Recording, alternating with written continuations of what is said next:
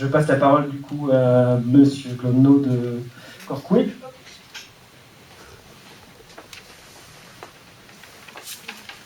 Bonsoir tout le monde. Je vais me contenter ce soir de rapporter les décisions prises par le conseil municipal de Corcouët-sur-Logne en date du 10 mai pour la première décision et du 13 décembre pour la seconde. Et le meilleur moyen pour moi de vous rapporter la délibération, c'est de la lire. Sans autre commentaire, me semble-t-il, ça suffira. Donc, le 16 avril 2021, un représentant de la SAS Méda Herbauge dépose en mairie de Corcouët 2 demandes de permis de construire sur le site de la Vernière, à Corcouët-sur-Logne. Une demande relative à la construction d'une unité de méthanisation et une demande portant sur le projet de construction d'une unité de liquéfaction de CO2. Les 2 permis de construire sont présentés comme indissociables, mais bien faisant l'objet de permis de construire séparés. Donc, il nous a paru important, pour présenter ce dossier au conseil municipal, de retracer, comme l'ont fait tout de suite les représentants du collectif, de retracer l'historique de nos relations avec les porteurs de projets. Donc, c'était le lundi 6 juillet 2020. La direction de la coopérative d'Herbauge est invitée à venir présenter devant le conseil municipal son projet d'unité agro-industrielle de méthanisation. On leur nous explique bien évidemment en quoi va consister le projet. Je ne reviens pas sur les différents points qui ont fait déjà l'objet de présentation et qui, à ce moment-là, vont être présentés précisément par les porteurs de projet devant le conseil municipal. À l'issue de cette présentation, le conseil municipal, après en avoir délibéré à l'unanimité, rappelle qu'il n'est, lui, conseil municipal, ni de près ni de loin associé au portage du projet, ce n'est pas un projet de la commune, dit qu'il est incompétent pour relayer l'information auprès de la population, il n'a pas les connaissances lui permettant de faire l'information. Il considère que ce projet ne pourrait être accepté au plan local si les nuisances qu'il va occasionner ne sont pas identifiées et réduites à un niveau acceptable pour les habitants, les riverains, ou non. Demande aux porteurs de projet d'informer tous les habitants de la commune et d'organiser une véritable concertation. Nous sommes, je vous le rappelle, en mai 2020. Demande que le calendrier du processus d'information et de concertation soit rendu public d'ici la fin du mois de juillet.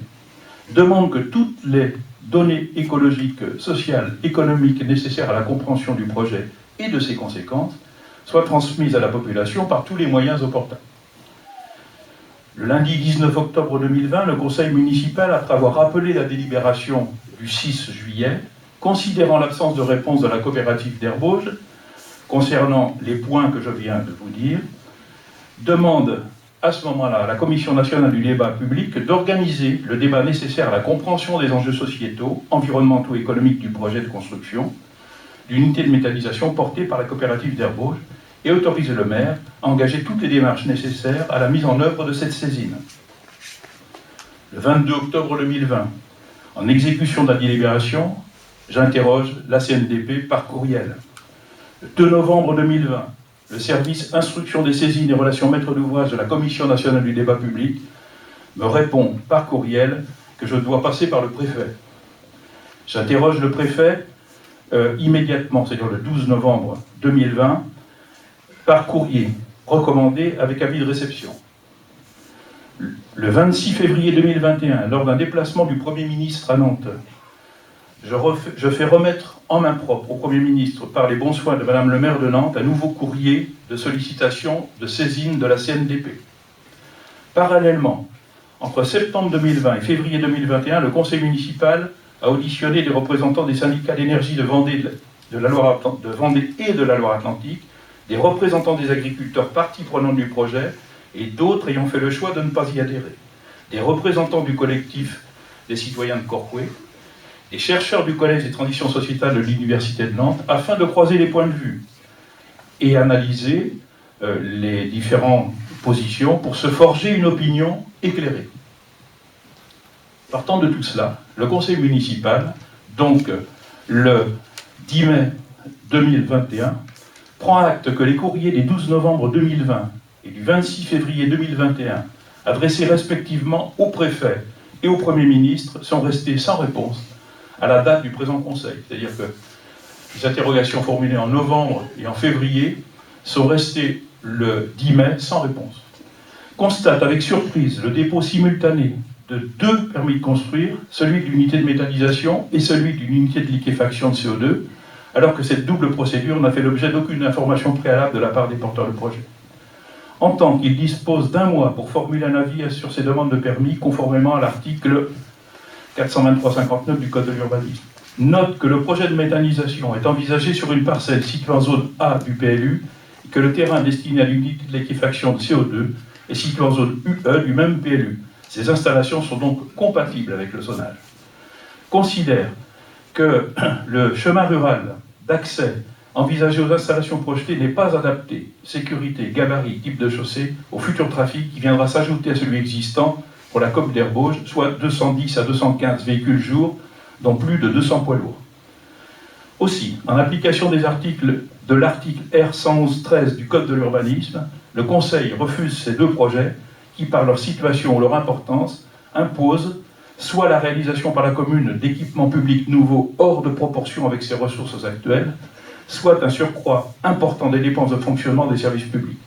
Considère que l'accès au chemin rural 36 à partir de la route départementale 65, tel que présenté sur le projet, est fortement accidentogène.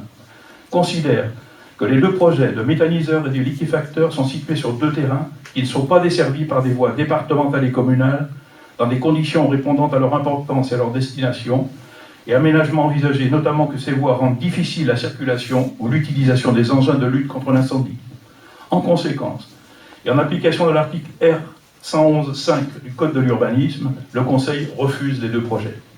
Considère, au vu du projet qui comporte 19 bâtiments, 62 cuves et 6 cheminées, que les constructions par leur situation, leur architecture, leur dimension et l'aspect extérieur des bâtiments et ouvrages édifiés portent atteinte au caractère ou à l'intérêt des lieux avoisinants, au site, au paysage naturel.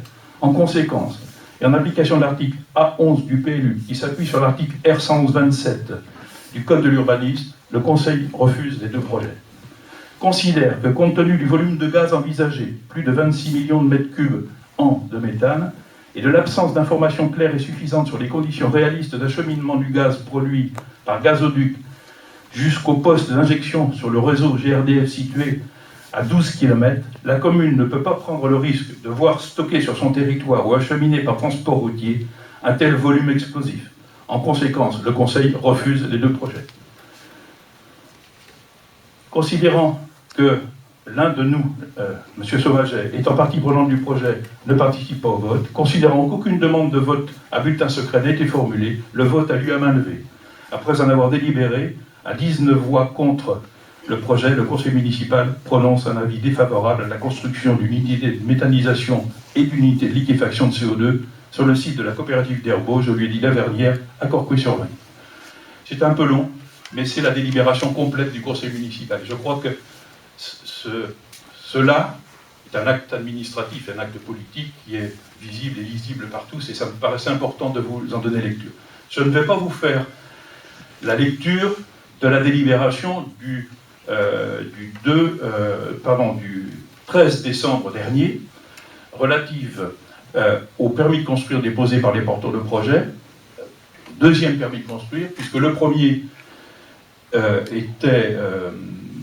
avait été annulé tacitement par les services de l'État, puisque les 3 mois donnés aux porteurs de projet pour apporter des compléments d'information étaient dépassés. Donc le premier permis, celui dont je viens de vous parler, est tombé en désuétude, et les porteurs de projet ont dû déposer un second permis qui nous a été porté à connaissance le 2 décembre. Nous nous sommes prononcés comme la loi nous y conduit le 13 décembre, et le conseil municipal, estimant que les points sur lesquels je viens de vous présenter, qui avaient donné lieu à la délibération du mois de mai, n'avaient pas changé, le conseil municipal a réitéré son point de vue et a réitéré son avis défavorable au projet.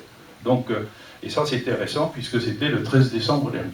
Voilà factuellement la position du conseil municipal de Corcueil. Je pense que c'est à cela que je vais m'en tenir ce soir. Merci.